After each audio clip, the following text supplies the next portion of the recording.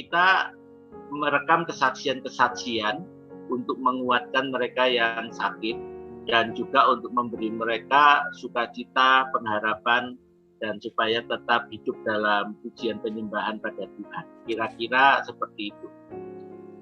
Ya, jadi kita akan mulai. Oke, kita serahkan ke Bu Rika dulu untuk memulai. Ya, silakan. Ya, terima kasih Pak Heru, Bu Maya, buat kesempatan yang diberikan kepada saya. Ya, saya kena COVID itu satu keluarga, jadi 5 orang, termasuk suami saya, anak saya 1, saudara sama saudara saya 2, ya seperti itu.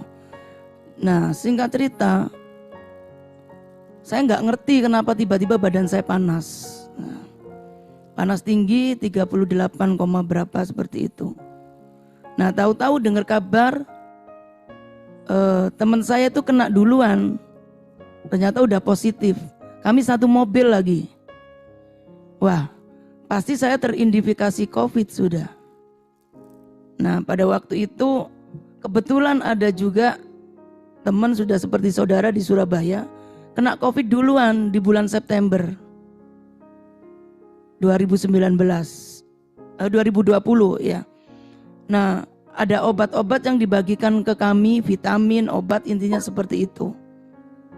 Tetapi yang saya mau katakan itu, mau saksikan betapa jahatnya COVID itu. Memang di era ini adalah era di mana perkataan Tuhan, perkataan musuh melawan perkataan Tuhan. Jadi kalau kita nggak ada firman, pasti gampang terintimidasi, gampang takut, gampang khawatir, pasti ujung-ujungnya intimidasinya mati. Seperti itu. Kenapa saya ngomong seperti itu? Hari pertama oke lah, karena meriang, panas, kita minum vitamin, obat. Hari kedua ya karena kena obat, nyeri-nyeri hilang, seperti itu. Hari ketiga itu yang paling parah suami saya. Nafasnya tinggal 1-2. Artinya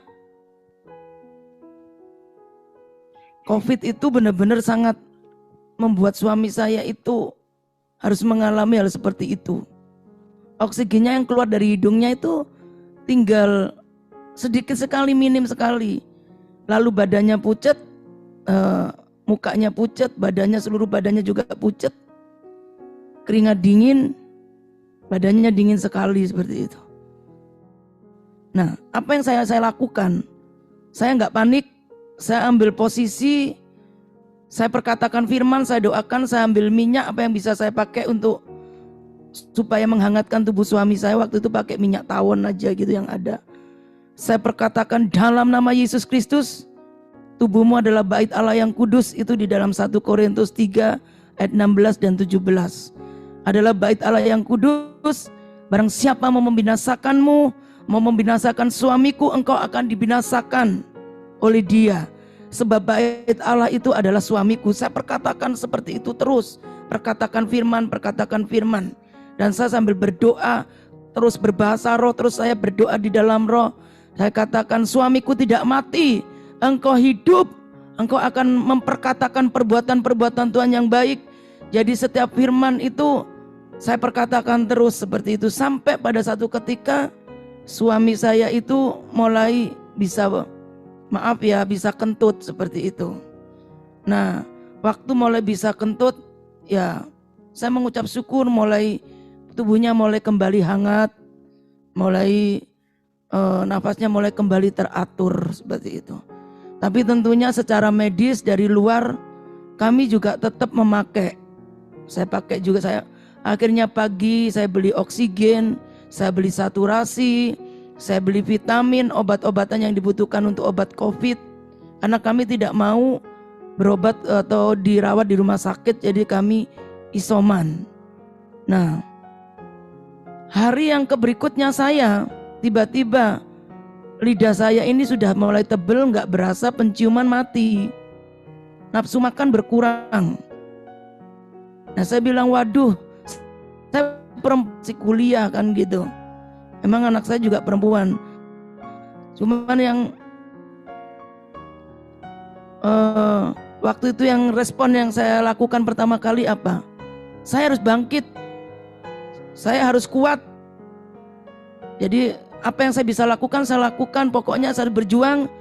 Saya nggak boleh seperti ini, seperti itu. Tentunya ya memperkatakan firman. Kalau mau diceritakan secara detail panjang. Saya bangkit, saya masak bubur karena mulut nggak bisa buat makan apa-apa. Paling enak bisa langsung ditelan bubur. Saya bikin bubur sebanyak-banyaknya, saya makan. Memang obat-obatan, vitamin dari luar itu penting. Tetapi yang terlebih penting itu firman. Karena kalau nggak ada firman, nggak ada pujian, nggak ada penyembahan, intimidasi masuk, kita mulai down, nggak punya semangat. Firman Tuhan katakan hati yang gembira adalah obat yang manjur. Tetapi semangat yang patah itu mengeringkan tulang. Dan itu benar-benar kami alami. Itu benar-benar saya alami. Pada waktu menghadapi fase COVID, apa yang saya alami, pertama kita nggak boleh panik. Yang pertama kita nggak boleh panik. Responnya harus benar-benar tertuju kepada Tuhan. Sekalipun realitanya sepertinya sudah nggak ada harapan, tetapi kita percaya di dalam firman-Nya, di dalam Tuhan itu ada pengharapan. Saya masih ingat Matius 4 ayat 4. Manusia tidak hidup oleh karena roti saja, tetapi oleh setiap firman yang keluar dari mulut Allah. Itu saya perkatakan terus sebanyak-banyaknya. Gitu. Jadi kalau hari-hari seperti ini, kalau kita nggak banyak atau nggak suka mendengarkan firman, yang terjadi kita bisa gampang terintimidasi. Apa sih intimidasi musuh? Yang pertama pasti roh ketakutan datang dulu. Roh kekhawatiran, mulai ada perkataan mati lu, mati. Tuh temanmu sudah pada mati. Bentar lagi kamu, sebentar lagi kamu. Seperti itu. Tapi waktu kita lawan dengan firman, dengan pujian penyembahan, kita fokus dengan Tuhan, masuk di dalam hadiratnya lebih dalam lagi. Maka kekuatan iman itu muncul. Waktu kekuatan iman saya muncul, nah saya perkatakan, kamu mau main-main sama tubuhku. Kamu tidak tahu bahwa tubuhku ini bait Allah yang hidup, yang kudus. Barang siapa mau membinasakan aku, mereka akan dibinasakan oleh dia sendiri. Mau kamu dibinasakan, seluruh kerajaanmu akan dibinasakan oleh Bapakku. Jadi saya ngomel-ngomel seperti itu. Saya perkatakan firman seperti itu. Tapi singkat cerita, teman saya ngomong seperti ini. Waduh kalau sudah penciumannya nggak ada, sudah mulai nggak berfungsi, biasanya itu 2 minggu lamanya. Saya katakan enggak, saya cukup merasakan, tapi saya nggak mau tinggal di dalam penyakit itu, dan penyakit itu nggak boleh tinggal di dalam tubuh saya. Saya perkatakan seperti itu. Memang cuma 3 hari doang saya ngalamin penciuman itu nggak bagus. Ya tentunya tetap pakai minyak kayu putih.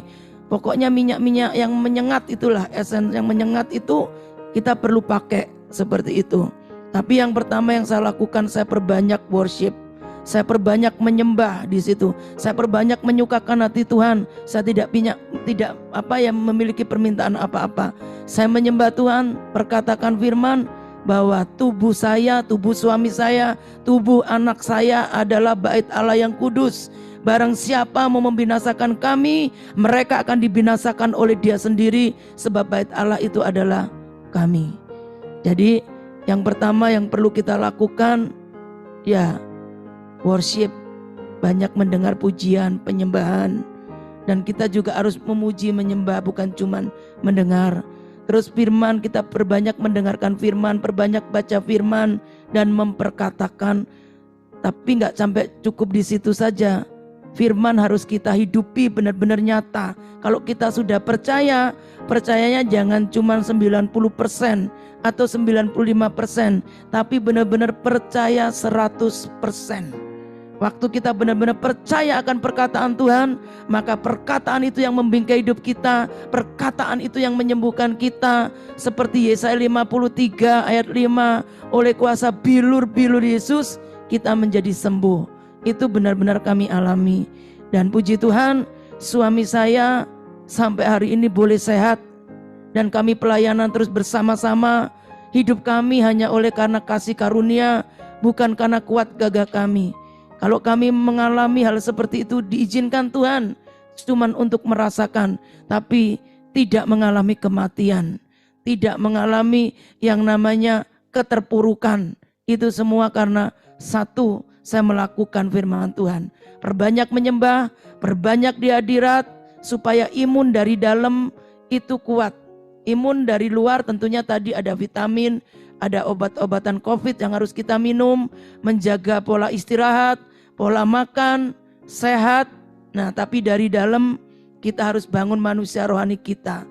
Kita bangun manusia ilahi yang ada di dalam diri kita, yaitu kita memuji Tuhan, menyembah Tuhan, lalu perbanyak mendengar firman, membaca firman, memperkatakan firman, terus percaya artinya menghidupi bahwa di dalam firman-Nya itu ada kuasa menyembuhkan, ada kuasa memulihkan.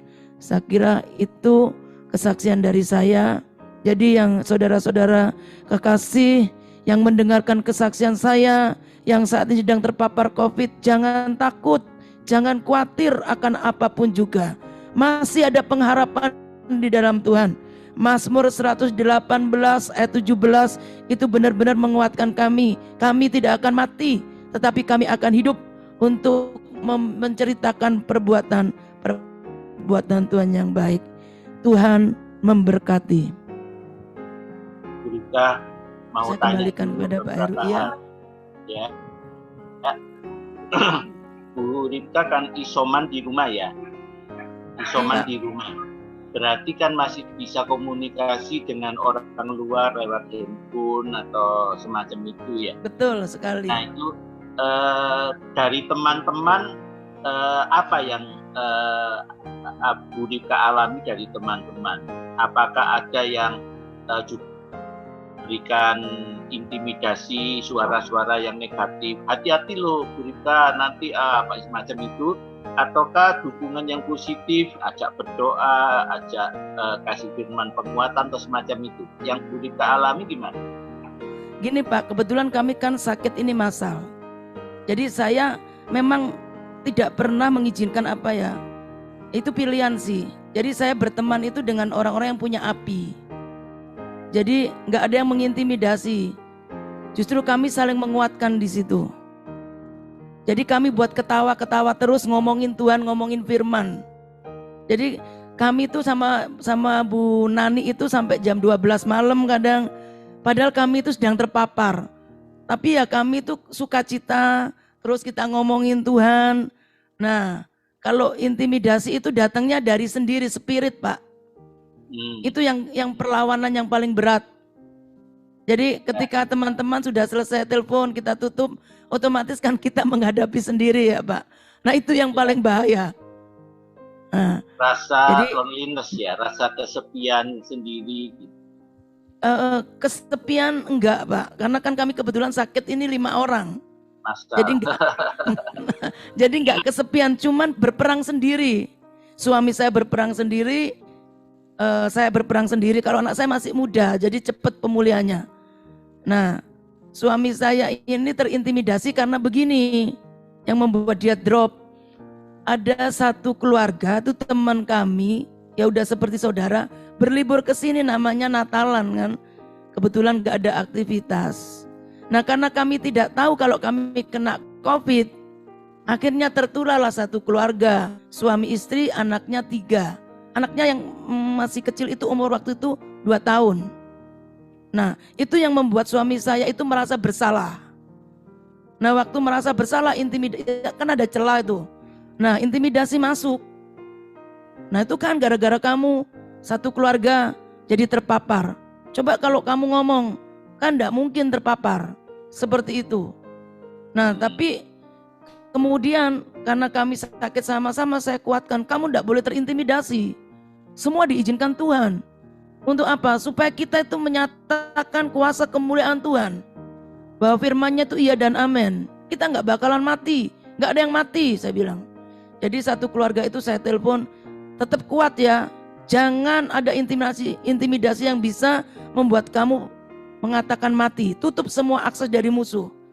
Tutup semua intimidasi dari musuh. Perbanyak mendengar perkataan positif atau firman, perbanyak merenungkan firman dan deklarasi firman, dan terus percaya tubuhmu sehat, tubuhmu itu pasti sembuh, tidak ada satupun yang cacat.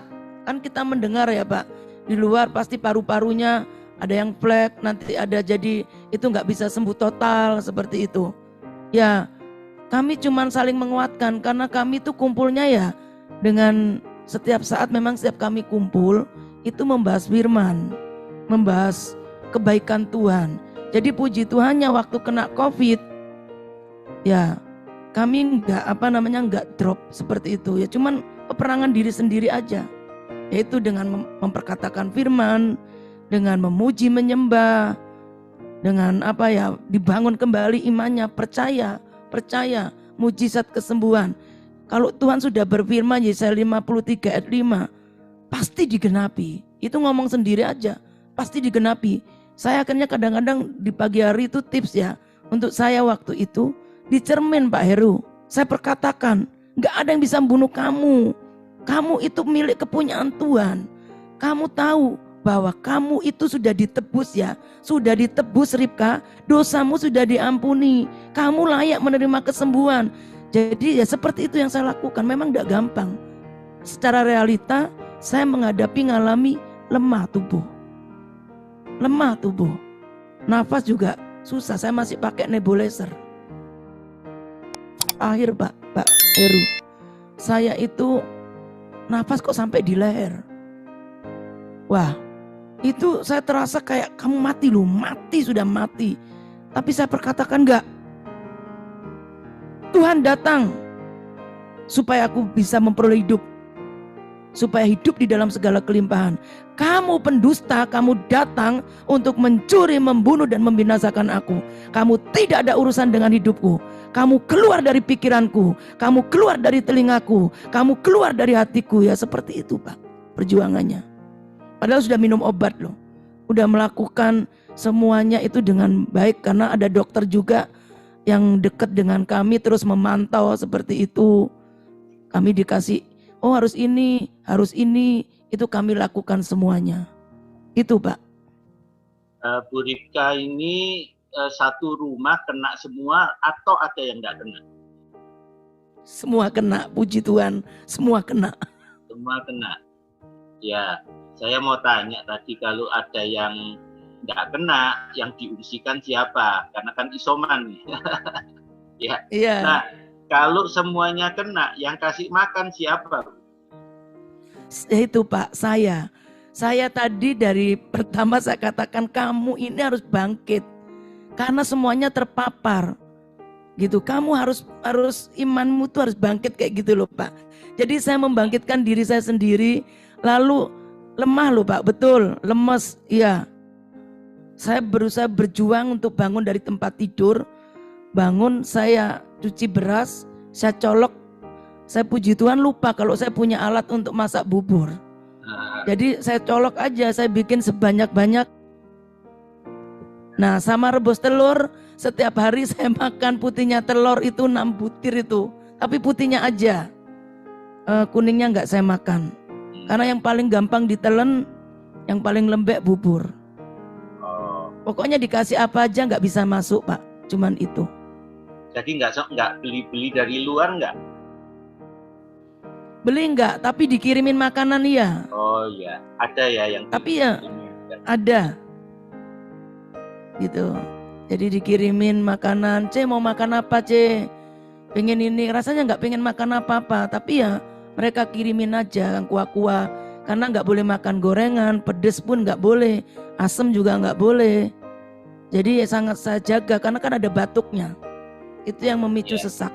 Buah pun nggak saya makan dulu. Apalagi kalau buah itu yang mengandung getah, itu memicu sekali untuk batuknya itu Pak. Oke Bu Maya, apakah ada yang mau ditanyakan atau kita lanjut dulu ke Bu Nani? Ya Bu Ribka, tadi kan katanya terintimidasi gitu ya, terus memerintahkan supaya kuat. Tapi bagaimana dengan anaknya? Nah ini juga peran orang tua penting ya. Menanamkan fondasi firman kepada anaknya itu penting. Ya sejak kecil memang saya dekat sama Tuhan.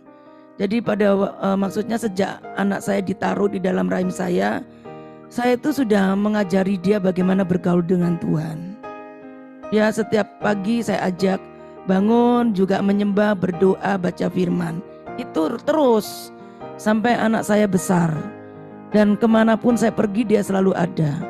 Nah ternyata itu juga membuat anak saya itu kuat. Anak saya itu bilang begini, "Alama ini penyakit biasa." Gitu malah dia.